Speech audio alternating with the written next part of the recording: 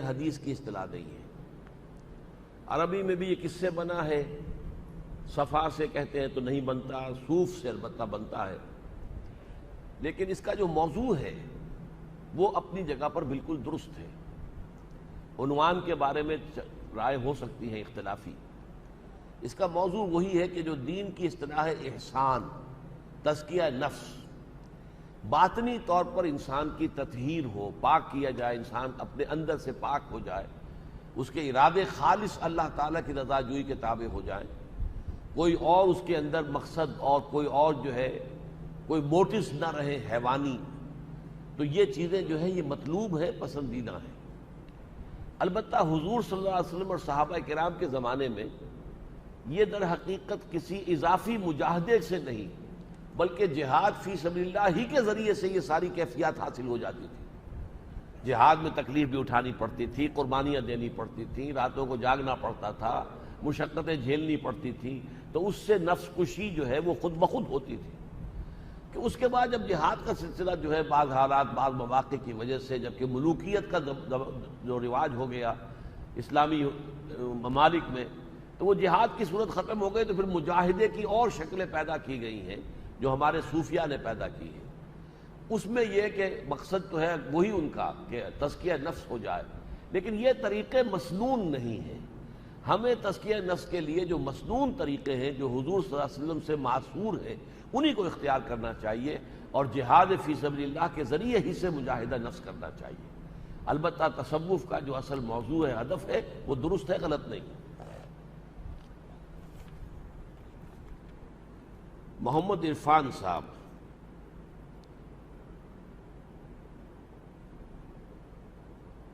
کیا بدعت بھی شرک کی ایک قسم ہے؟ اور آج کل جو بدعت حسنہ کی کس طرح استعمال کی جا رہی ہے اس کی وضاحت کریں۔ بدعت اور شرک میں فرق ہے۔ بدعت تو اسے کہتے ہیں کہ کوئی ایسی شے جو حصول ثواب کے لیے عبادت سمجھ کر سر انجام دی جائے لیکن اس کا کوئی ثبوت حضور سے اور صحابہ سے نہ ہو، وہ بدعت ہے۔ لیکن اگر حضور سے اور صحابہ سے ثابت ہے تو وہ سنت ہے، لیکن ہونی چاہیے وہ عبادات کے اندر حصول ثواب کے لیے۔ اب ایک شکل یہ ہے کہ حضور اونٹ پر سواری کرتے تھے اور تو کوئی شے تھی نہیں، نہ ہوائی جہاز، نہ ٹرین، نہ کار، تو اب اس کو کہ گاڑی کو یا ٹرین کو یا ہوائی جہاز کو بدعت کہہ دیا جائے، یہ غلط ہے۔ یہ تو سائنٹیفک ٹیکنالوجیکل ترقی ہے جو ہو رہی ہے، لیکن جو چیزیں کہ عبادات کے ضمن میں حصول ثواب کے لیے کی جائیں ان میں کسی شے کا اضافہ نہ ہو، وہی ہو جو کہ ما انا علیہ واصحابی، جس پر کہ حضور کا اور آپ کے صحابہ کا طرز عمل تھا۔ اگر کوئی اور رسم ہم ایجاد کر لیں گے، مثلا اب یہ تیجا ہے، سوئم ہو رہا ہے، قرآن خوانی ہو رہی ہے تیسرے روز جمع ہو کر، اس کا کوئی ثبوت نہیں، نہ صحابہ کی زندگیوں میں نہ حضور کا اپنا عمل ہے، یہ در حقیقت بدعت شمار ہوگی۔ آپ جو ہے 10واں منا رہے ہیں، 7واں منا رہے ہیں، کوئی ثبوت نہیں۔ تو یہ چیزیں وہ ہیں کہ جو بدعات کی شکل میں آ گئی ہیں، اور اس لیے کہ ظاہر بات ہے کہ اس میں حصول ثواب بھی ہے اور ایصال ثواب بھی پیش نظر ہے۔ تو حصول ثواب اور ایصال ثواب کے لیے کام وہی کیے جانے چاہیے جن کا ثبوت حضور اور صحابہ کے طرز عمل میں مل جائے۔ بدعت حسنہ کا لفظ جو ہے وہ صرف حضرت عمر نے استعمال کر لیا تھا کہ تراویح کا یہ نظام جو ہے کہ سب مسلمان مل کر ایک امام کے پیچھے جماعت کی شکل میں 20 رکعت نماز پڑھیں، یہ حضور کے زمانے میں نہیں تھا۔ حضرت عمر نے اس کو جاری فرمایا، تو اسے بدعت کہ حالانکہ بدعت اس لیے نہیں ہے کہ حضرت عمر تو خود صحابی ہیں، خلیفہ ہیں، حضور نے تو فرمایا علیکم بسنتی و سنت الخلفاء الراشدین المہدیین، اور میں نے بھی ابھی تک جو تعریف کی ہے وہ یہ ہے کہ جس کا ثبوت صحابہ سے اور حضور سے نہ ملے، تو یہ ثبوت تو حضرت عمر سے مل رہا ہے، لہذا یہ اس دائرے سے خارج ہو جائے گا۔ لیکن ٹیکنیکلی حضور نے اس کے لیے بدعت کا لفظ استعمال کر دیا صرف اس لیے کہ یہ حضور کے زمانے میں نہیں تھا۔ لوگ اپنے طور پر جو ہے نمازیں پڑھتے تھے، رات کو قیام اللیل کرتے تھے، مختلف لوگ جو ہے مختلف اوقات میں، حضور صلی اللہ علیہ وسلم کا بھی معاملہ یہی ہے۔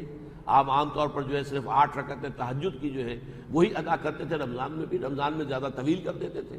لیکن یہ ہے کہ بعد میں حضرت عمر نے یہ نظام قائم کیا، اور یہ اب ایک خلیفہ راشد کا قائم کیا ہوا نظام ہے، یہ بدعت نہیں ہے، بلکہ سنت خلیفہ راشد ہے، علیکم بسنتی و سنت الخلفاء الراشدین المہدیین، حضور کے اپنے فرمان مبارک کے مطابق۔ البتہ حسنہ کا لفظ آپ نے خود کہہ دیا، اس لیے کہ اس کے اندر جو ہے اچھائی ہے، اگرچہ یہ حضور کے زمانے میں نہیں تھی۔ محمد آصف صاحب، جب وسائل کی اہمیت نہ ہونے کے برابر ہے تو پھر اقامت دین کے لیے انتظار کیوں کیا جا رہا ہے کہ جب تک اتنے آدمی مہیا نہیں ہوتے کوئی اقدام نہیں کیا جائے گا؟ دیکھیے، میں نے یہ نہیں کہا کہ کوئی اہمیت نہیں ہے، فیصلہ کن اہمیت وسائل کی نہیں ہے۔ یہ تو نہیں کہہ سکتے آپ کہ کوئی اہمیت نہیں ہے۔ آپ اگر ہل نہیں چلائیں گے، گندم نہیں بوئیں گے تو کہاں سے گندم ہو جائے گی؟ لیکن یہ نہ سمجھیے کہ یہ سارا آپ ہی کے اوپر دار و مدار ہے، بلکہ اللہ تعالیٰ کا اذن، اللہ کی مرضی۔ کوئی فعل، میں نے یہ گھڑی اٹھائی، میں نہیں اٹھا سکتا تھا اگر اللہ نہ چاہتا، تو اس کو اٹھانے کا ارادہ میرا ہے، اس ارادے کی تکمیل اللہ کی طرف سے۔ یہ دونوں چیزیں ہر وقت پیش نظر رہنی چاہیے۔ لہذا اسباب و وسائل سے مستغنی ہونا نہیں ہے، اسباب و وسائل کو استعمال کرو، بھرپور طریقے پر استعمال کرو، لیکن تمہارا توکل اسباب پر نہ ہو، بھروسہ اسباب پر نہ ہو۔ یہی وجہ ہے کہ غزوہ حنین میں جبکہ 12,000 صحابہ حضور کے ساتھ تھے، 12,000 کا لشکر، لیکن بھگدڑ مچ گئی، اور جبکہ حوازن کے تیر اندازوں کی طرف سے بوچھاڑ آئی ہے تیروں کی، تو عام لوگ بھاگ گئے۔ کہتے ہیں شبلی نے تو 30-40 کی تعداد لکھی ہے، سید سلیمان صاحب نے تصحیح کی اپنے استاد کی کہ نہیں 300-400 رہ گئے تھے۔ 12,000 میں سے صرف 300-400 کا رہ جانا، گویا 11,500 کا میدان سے بھاگ جانا کتنی بڑی بھگدڑ ہے۔ قرآن نے یہی کہا ہے، وَيَوْمَ حُنَيْنٍ إِذْ أَعْجَبَتْكُمْ كَثْرَتُكُمْ، یاد کرو اس حنین کو، دن کو، حنین کے دن کو کہ تمہیں اپنی کثرت پر گھمنڈ ہو گیا تھا۔ تو تعداد میں 313 تھے، تم نے شکست دی اللہ کے اذن سے۔ 12,000 تھے، 11,000 بھاگ گئے، حالانکہ بعد میں دوڑ کے واپس آ گئے۔ حضور نے جب صدا لگائی اور رجز پڑھا، انا النبی لا کذب انا ابن عبد المطلب، اور الیہ عباد اللہ، الیہ یا اصحاب الشجرہ، الیہ یا اصحاب البدر، آؤ لوٹو، کہاں جا رہے ہو اے وہ لوگوں جنہوں نے مجھ سے بیعت کی تھی درخت کے نیچے۔ تو پھر لوگ لوٹ آئے، لیکن یہ کہ بھروسہ نہیں ہونا چاہیے نہ تعداد پر۔ البتہ جب آپ پلان کریں گے کوئی کام کرنا، اس میں وسائل اور اسباب کو پیش نظر رکھنا لازم ہے اور مسنون ہے۔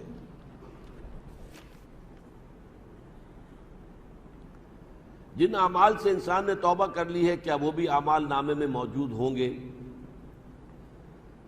بس اس کے بارے میں میں یقین کے ساتھ کچھ نہیں کہہ سکتا، اس لیے کہ اقرا کتابک جو ہے، ہو سکتا ہے کہ وہ ہمیں علیحدگی کے اندر دکھا دیا جائے۔ اللہ تعالیٰ جو ہے وہ بعض لوگوں کا صرف سرسری سا ہی معاملہ کرے گا، تو اس کے مختلف احوال اور کیفیات آتی ہیں، یہ ساری تفاصیر تو در حقیقت وہیں جا کر معلوم ہوگی۔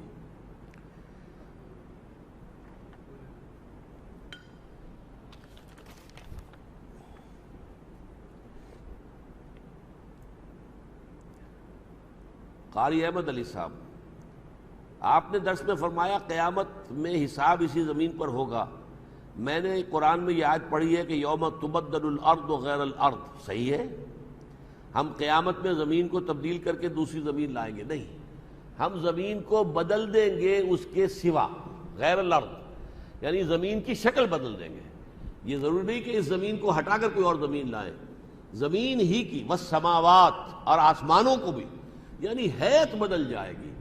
وہ زمین جو ہے قاعن صفصفا، یہ زمین جو ہے اس میں نہ کوئی اونچائی ہوگی، لا عوج فیہا ولا امتا، نہ کہیں کوئی اونچا ٹیلا ہوگا، نہ پہاڑ ہوں گے، بلکہ قاعن صفصفا یہی زمین کر دی جائے گی۔ اذا الارض مدت والقت ما فیہا وتخلت، یہ ہوگا، لیکن یہ ہے کہ زمین یہی رہے گی، البتہ اس کی شکل اور حیت بدل جائے گی۔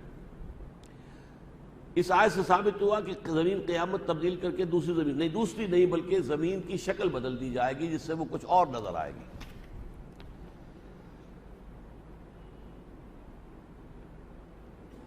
رضوان احمد صاحب، آپ نے فرمایا کہ ارواح کی پیدائش کے وقت سب سے پہلے روح محمد پیدا کی گئی، اس کا کوئی حوالہ تو بہت مشہور حوالہ ہے، اگرچہ محدثین اس حدیث کی سند کو قبول نہیں کرتے، لیکن اکثر لوگوں نے، مفسرین نے بھی اس حدیث کو قبول کیا ہے اور کوٹ کیا ہے۔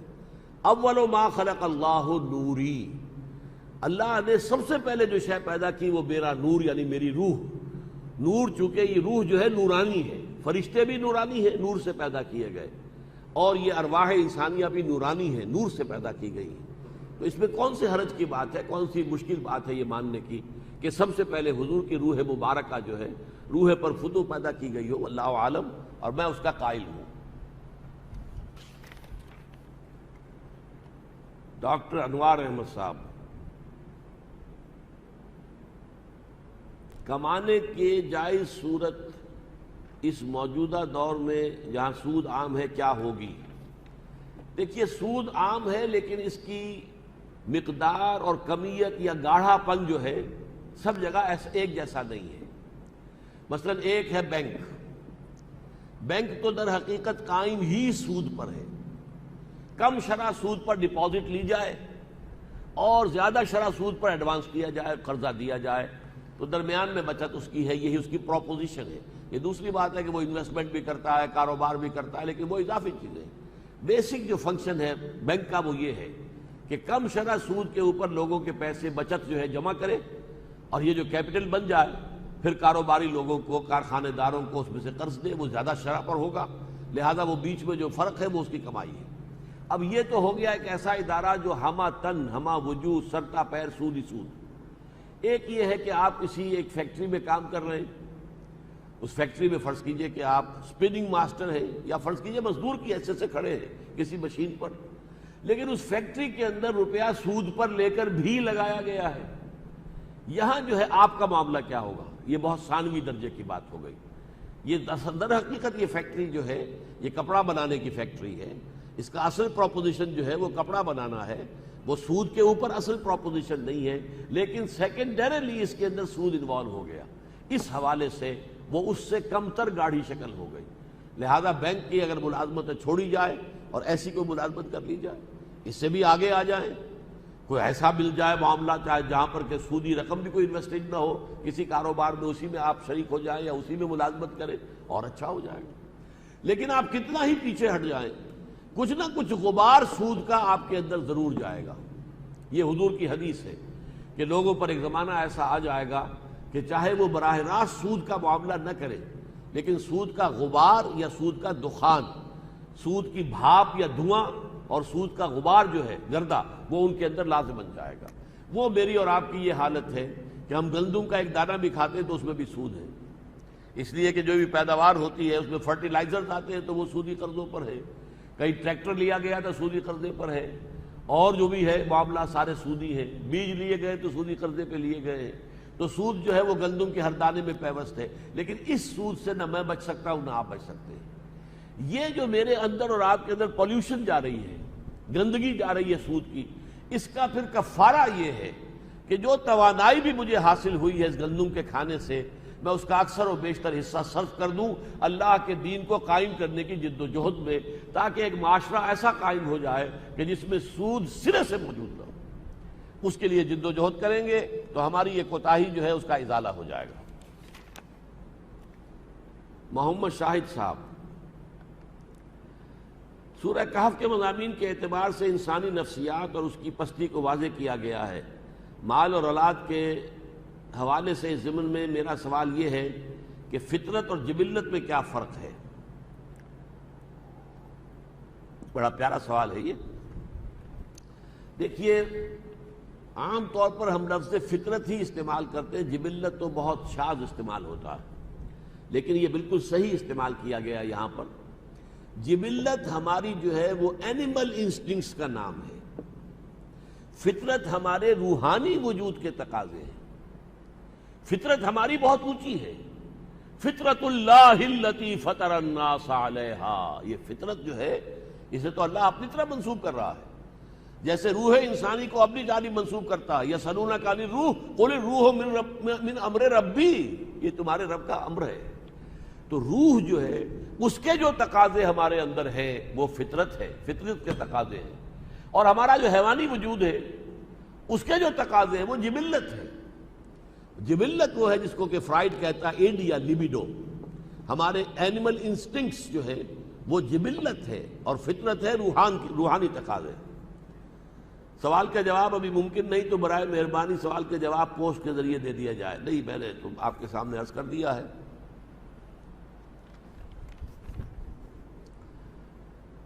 ڈاکٹر شہاب حیدر،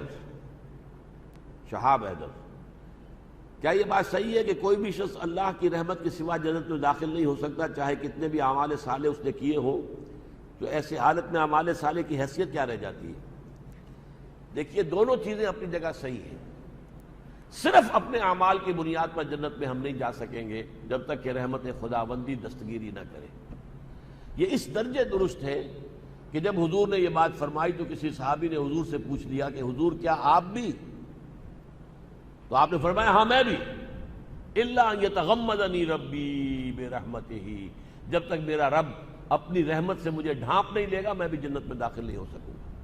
تو یہ اپنی جگہ حقیقت ہے. اس کا یہ مطلب نہیں اعمال صالحہ کی کوئی حیثیت ہی نہیں. رحمت خداوندی انہی پر ہوتی ہے کہ جنہوں نے اپنی ساری محنت اور جد و جہد صرف کر دی ہو اللہ کے لیے، ورنہ ہر ایک کے لیے تو رحمت خداوندی نہیں ہے. You have to earn it. Even this mercy, divine mercy of اللہ سبحانہ و تعالی ہیز ٹو بی ارنڈ. لیکن آپ جتنی محنت کریں گے کہیں نہ کوئی خامی، کوئی کمی رہ جائے گی، کوئی کوتاہی رہ جائے گی. ان کوتاہیوں کو کنڈون کرے گی رحمت خداوندی، ڈیوائن مرسی، تب آپ جنت میں داخل ہوں. محمد سلیمان مرزا، قرآنی مفہوم کے مطابق زمین کی وارث ہمارے نیک اور صالح بندے ہوں گے، لیکن آج اگر بنظر غور جائزہ لیا جائے تو اسلامی ممالک کی جگہ کے حکمران اس پر پوری طرح سے کاربند نظر نہیں آتے. اسلامی ممالک کے حکمرانوں کے علاوہ پوری دنیا کے اندر بھی جو وراثت اس وقت زمین کی ہے وہ تو کافروں کے ہاتھ میں ہے. یرثھا سے مراد ہے بالآخر وارث ہوں گے. یہ در حقیقت اس کا ایک تو مفہوم یہ ہے کہ جب اصل دنیا بنے گی دوسری اور دنیا اور عالم آخرہ کی زمین جو ہوگی اس کے وارث صرف جو ہوں گے وہ جنتی ہوں گے، اہل ایمان ہوں گے، صالح لوگ ہوں گے. اور ایک مفہوم یہ بھی ہے کہ اس زمین میں سے آخری دور ایسا آئے گا اس زمین پر کہ پوری دنیا میں اللہ کے دین کا غلبہ ہو جائے گا اور یہاں سے کفر اور شرک کا خاتمہ ہو جائے گا. یہ بھی وقت آئے گا. اس کی خبریں دی ہیں محمد الرسول اللہ صلی اللہ علیہ وسلم نے کہ لا یبقى علی ظہر الارض بیت وضر ولا مبنی الا ادخلہ اللہ کلمۃ الاسلام. اس زمین پر کوئی اینٹ گارے کا بنا ہوا گھر رہے گا اور نہ حیوانات کے بالوں کے بنے ہوئے کمبنوں کا کوئی خیمہ رہے گا جس میں اللہ کلمہ اسلام کو داخل نہ کر دے. تو پوری زمین کے وارث اہل ایمان ہو جائیں گے، اس زمین کے بھی، قیامت سے قبل.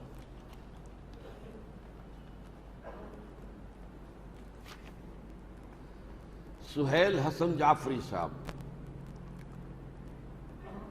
سب سے پہلے رسول اکرم کی روح پیدا کی گئی، اس کی تشریح کیجئے. میں نے تو وضاحت کر دی ہے کہ ارواح پہلے پیدا ہوئی تھی، ان میں سب سے پہلے روح جو ہے محمد الرسول اللہ صلی اللہ علیہ وسلم پیدا کی. اور مزید تشریح کیا ہے؟ لفظ سادات کی صحیح تشریح کیا ہے؟ ویسے تو عربی زبان میں السید جو کہتے ہیں وہ صرف مسٹر کے معنی میں آتا ہے، لیکن یہ کہ بہرحال سادات کا ایک تصور ہے.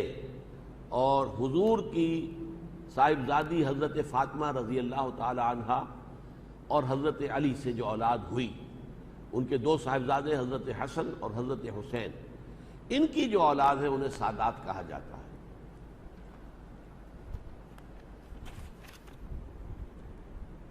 اب یہ آ گئے سید عبد القدیر علی صاحب آ گئے. دیکھیں سید صاحب آ گئے. درس میں جہنم کے بارے میں یہ آپ نے بتایا کہ اس دنیا کو جہنم بنایا جائے گا، اس کی مزید وضاحت کی ضرورت نہیں. دیکھیے، یہ جو آخرت اور عالم برزخ اور یوم قیامت کے واقعات ہیں، ان کی زیادہ گہرائیوں میں ہم نہیں جا سکتے. ایک گمان میں نے کہا کہ جہنم جو ہے وہ جیء یومئذ بجہنم، لے آئی جائے گی جہنم. کہاں لے آئی جائے گی؟ اذا دکت الارض دکا دکا وجاء ربک والملک صفا صفا وجیء یومئذ بجہنم یومئذ یتذکر الانسان وانى له الذکریٰ. زمین کو کوٹ کوٹ کر چپٹا کر دیا جائے گا. دوسری جگہ کہا اذا الارض مدت، زمین کو کھینچ دیا جائے گا. پھر اسی زمین پر نزول اللہ تعالیٰ فرمائیں گے، کیفیت ہم نہیں جان سکتے. فرشتے آئیں گے، تمام انسان بھی کھڑے ہوں گے، لقد جئتمونا کما خلقناکم اول مرہ. یہ سارے معاملات جو ہیں یہ تو ہے یقینی باتیں، قرآن میں ہے، حدیث میں ہے. باقی یہ کہ جہنم یہی ہوگی یا نہیں ہوگی، یہ میرا ایک گمان کے درجے میں ہے کہ در حقیقت اس کی جہنم جو ہے اسی میں سے برآمد ہو جائے گی، واللہ عالم. لیکن اس کی مزید کسی شرح میں اور تفصیل میں جانے کا کوئی فائدہ نہیں. بلکہ آپ یہ بھی کہہ سکتے ہیں کہ آپ بھی یہ نہ ہی کہتے تو اچھا تھا، میں بھی اگر یہ بات نہ کہتا تو اچھا تھا. خبیب صدیقی، روز قیامت اللہ تعالیٰ جو جسم عطا فرمائے گا، کیا اس جسم میں یہی یقیناً یہی روح ہوگی؟ اس میں روح اور اس کے ساتھ ہمارا نفس، جان، جو ہمارے حیوانی جو وجود ہے اس کے اندر اصل اس کی شے جان ہے. اب حیوانات کے اندر جان تو ہے، گدھے میں، گھوڑے میں، بلی میں کیا ہے؟ جان تو ہے، روح نہیں ہے. ہمارے اندر دو چیزیں ہیں، روح بھی ہے اور جان بھی ہے. روح اور جان یہ دونوں قبض کر لی جائیں گی، اور پھر جو نیا جسم دیا جائے گا اس کے اندر ان کو ودیعت کر دیا جائے گا. یہ ہے وہ بات کہ جو قرآن مجید کے مطالعے سے سمجھ میں آتی ہے، واللہ عالم. اگر نہیں ہوگی تو وضاحت فرمائے. نہیں، میں نے کہا ہوگی، یہ روح اس کے اندر شامل ہوگی. وسیم احمد صاحب، آپ نے عرض کیا کہ بینک میں جو بھی افراد اس وقت سروس کر رہے ہیں وہ ٹھیک نہیں بلکہ حرام ہے. میں ایک اسٹوڈنٹ ہوں، میں اکاؤنٹس میں تعلیم حاصل کرتا ہوں. کیا آپ کی بات کے حوالے سے میں اکاؤنٹس پڑھنا چھوڑ دوں کیونکہ اس تعلیم کا آخر یہی بینکنگ ہی ہے؟ اس صورتحال میں مجھے اور میرے ساتھی اسٹوڈنٹس کو کیا کرنا چاہیے؟ دیکھیے، یہ آپ کی اپنی ایک حس جو ہے، اگر احساس آپ کے اندر اتنا ہو گیا ہے تو آپ کوئی اور پروفیشن جو ہے وہ چوز کر سکتے ہیں. ویسے تو یہ کہ اکاؤنٹ لازماً نہیں ہے، آپ کسی ملک کے اندر اکاؤنٹنٹ بھی لگ سکتے ہیں کسی فرم میں، لیکن اس میں بھی یہ قباحت رہے گی کہ آپ سودی لین دین کی انٹریز جو ہیں وہ لکھیں گے یا پاس کریں گے. ظاہر بات ہے کہ تمام جتنی بھی فرمز ہیں ان کے اندر سود کا پیسہ انویسٹ ہوتا ہے. تو بہتر یہی ہے کہ آپ اس پروفیشن کو چھوڑ دیں، کوئی اور پروفیشن اختیار کریں. تم نہیں اور صحیح، اور نہیں اور صحیح، اللہ تعالیٰ جو ہے وہ رزق دے دے گا. اگر یہ احساس آپ کے دل میں جاگزی ہو جائے اور آپ اپنا یہ پروفیشن ترک کر دیں تو یہ بہت ہی قابل مبارکباد بات ہوگی. خواجہ احد صاحب، when Allah subhanahu wa ta'ala is the doer of all we do, then up to what limits we should strive for the goal? We have to strive to our utmost. لیکن ہوگا وہی جو اللہ کی اجازت ہوگی. یہ نہیں ہے بغیر ہمارے کیے کچھ اللہ نہیں کرے گا. کیوں کرے گا؟ آپ کریں گے، اللہ منظور کرے گا، اس کا نتیجہ ظاہر ہو جائے گا. تو محنت آپ کو کرنی ہوگی. گندم پیدا کرنے میں محنت آپ کو کرنی ہوگی، ہل آپ کو جوتنا ہوگا، زمین جو ہے آپ کو اس کو سیراب کرنا ہوگا، بیج ڈالنا ہوگا، فصل کی دیکھ بھال کرنی ہوگی، تب گندم آئے گی. لیکن ان سارے کاموں میں اذن رب شامل ہے. اگر اللہ چاہے گا تو آپ کی ساری محنت جو ہے رائے گاں چلی جائے گی. ساری محنت آپ نے کی اور وہ جو ہے پوری کی پوری جو ہے کوئی پالا پڑ گیا یا کوئی اولے آ گئے اور آپ کی ساری محنت ضائع ہو گئی. تو اس حوالے سے ذہن میں یہ رکھیے کہ انجام کار نتائج اللہ کے اذن کے بغیر نہیں نکل سکتے. ہمارا ٹوٹل ڈیپینڈنس، ہمارا جو بھروسہ اور جو ہمارا توکل ہے وہ اسباب پر نہ ہو. Number 2, in the same way, if we approach a person of standing for having some work done, what is breaking point when our belief is taken as shirk that that person can do it? Yes, بہت عمدہ ہے سوال یہ بھی. دیکھیے، آپ کسی شخص سے کہتے ہیں کہ بھائی مجھے پانی پلا دو. آپ کو معلوم ہے پانی ہے، گھڑا ہے، یہ ہے، وہ ہے، رکھا ہے، وہ جائے گا لے آئے گا. اس میں کوئی شرک نہیں ہے. عام عادی جو مادی قواعد و ضوابط دنیا کے ہیں، وسائل و ذرائع، اس کے اندر کسی سے کسی کام کے کرنے کی ریکویسٹ کرنا شرک نہیں ہے.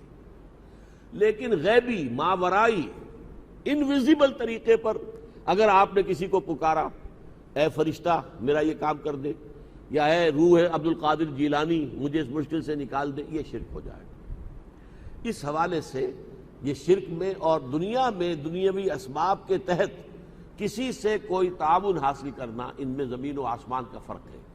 البتہ ایک عارف انسان کی بات میں آپ کو سناتا ہوں. میں سمجھتا ہوں کہ بہت گہری بات انہوں نے کہی. فرض کیجئے کہ آپ سمجھتے ہیں کسی شخص کے بارے میں کہ وہ آپ کی کوئی ضرورت پوری کر سکتا ہے. آپ نے جا کے اس سے کہا بھائی میری یہ ضرورت ہے پوری کر دیجیے. فرض کیجئے اس نے سنی انسنی کر دی, آپ نے دوبارہ کہا, پھر بھی وہ سنی انسنی کر رہا ہے. آپ تیسری مرتبہ کہتے ہیں تو وہ بزرگ کہتے تھے اب آپ نے شرک کیا ہے. آپ سمجھتے ہیں کہ اسی کے ہاتھ میں ہے آپ کا وہ کام, حالانکہ ہاتھ میں اللہ کے ہے. وہ توجہ پہلی مرتبہ کہہ دینا کوئی حرج نہیں ہے, دوسری مرتبہ کہنا بھی اچھا نہیں ہے, پسندیدہ نہیں ہے, لیکن تیسری مرتبہ کہنا یعنی یہ سمجھنا کہ بس یہی میرا یہ کام کر سکتا ہے, یہ ایک درجے میں شرک کی شکل بن جاتی ہے. آپ سمجھے کہ اللہ تعالیٰ کو اگر منظور ہوتا, میں نے اس سے کہا تھا, اللہ تعالیٰ اس کے دل کو پھیر دیتا اور وہ بات ہو جاتی. اب نہیں ہے, وہ اعراض کر رہا ہے, تو گویا کہ مسلسل اصرار کرنا جو ہے وہ ان چیزوں کے اندر بھی ایک شرک کسی کیفیت پیدا کر دیتا ہے. حسن قاسم, ریفرنس سورہ کہف آیا 48. ہمارے خیال سے پیدائش اول وہ ہے کہ جو اس وقت ہماری ہے, اور دوم جب ہم اللہ کے حضور حاضر ہوں گے, جبکہ آپ کے مطابق پہلی پیدائش روح کی ہے اور دوسری پیدائش انسان کی ہے. Kindly explain. اصل میں یہ نا کہ لفظ آیا کما خلقناکم اول مرہ, لقد جئتمونا کما خلقناکم اول مرہ. اس پر غور کیجئے, یہ کما کا حق ادا نہیں ہوتا.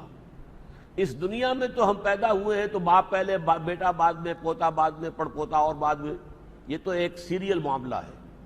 بیک وقت سب کا جمع ہونا, لقد جئتمونا کما خلقناکم اول مرہ.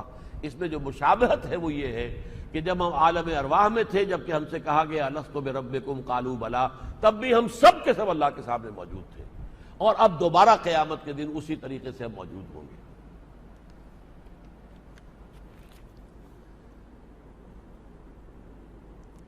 محمد وسیم صاحب, میرا سوال یہ ہے کہ مدد صرف اللہ تعالیٰ سے مانگنی چاہیے اگر ہم جیسا کہ سنتے اور کہتے ہیں یا علی مدد, کیا یہ بھی شرک میں داخل ہے؟ یقیناً یہ شرک ہے, کسی کو بھی پکارنا. اور یہ اللہ کا شکر ہے کہ اگرچہ ہمارے ہاں جو بریلوی مکتب فکر ہے وہ یا محمد کہنے کو تو صحیح سمجھتے ہیں اور لکھتے بھی ہیں مسجدوں میں, لیکن یا محمد مدد کبھی نہیں کہتے ہیں. یہ اللہ کا شکر ہے. یہ ظلم جو ہے حضرت علی ہی پر ہوتا ہے رضی اللہ تعالی عنہ, اور حضور نے فرمایا بھی تھا کہ اے علی تمہارے ساتھ وہی سلوک ہوگا جو میرے بھائی عیسیٰ کے ساتھ ہوا تھا. کچھ لوگوں نے ان کی محبت میں غلو کیا, انہیں خدا کا بیٹا بنا دیا. یہودیوں نے ان کی عداوت میں انتہا کی اور کہا کہ وہ تو جو ہے ولد الزنا ہے اور یہ ہے اور وہ ہے اور کافر ہے اور مرتد ہے اور سولی پر چڑھائے جانے کے قابل ہے. اس طرح حضرت علی کو کچھ لوگوں نے خدا بنا دیا. ہر چند خدا کی ذات نہیں ہے علی کی ذات, لیکن نہیں ہے ذات خدا سے جدا علی. اب یہ ایسے ایسے شاعرانہ خیالات جو ہیں, اور مشغول حق ہوں بندگی بو تراب میں, یہ غالب صاحب کہہ رہے ہیں. میں ابو تراب جو ہے حضرت علی, جو حضور نے خطاب دیا تھا قم یا ابا تراب, تو وہ میں ان کی بندگی کرتا ہوں, اللہ کی نہیں, ان کی بندگی کرتا ہوں, اور ان کی بندگی کرنے میں اصل میں اللہ کی بندگی کر رہا ہوں. تو یہ در حقیقت مشرکانہ چیزیں ہیں جن سے اپنے آپ کو بچانا چاہیے. اچھا جناب, بہت شکریہ, سوالات پورے ہو گئے. الحمدللہ الذی ہدانا لہذا وما کنا لنہتدی لولا ان ہدانا اللہ. سبحانک اللہم وبحمدک نشہد ان لا الہ الا انت نستغفرک ونتوب الیک.